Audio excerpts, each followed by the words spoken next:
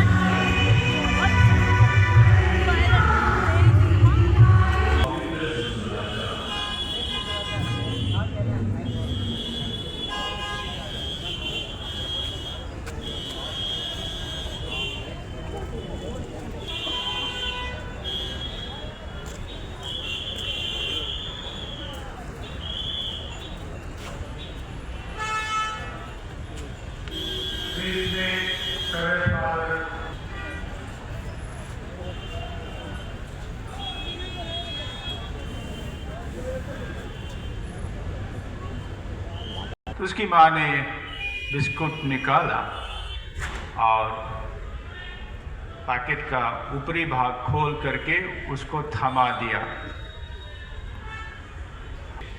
हमारी तरफ बढ़ा दिया पैकेट को ही। मैंने कहा आप खाओ, मैं नहीं खाऊंगा।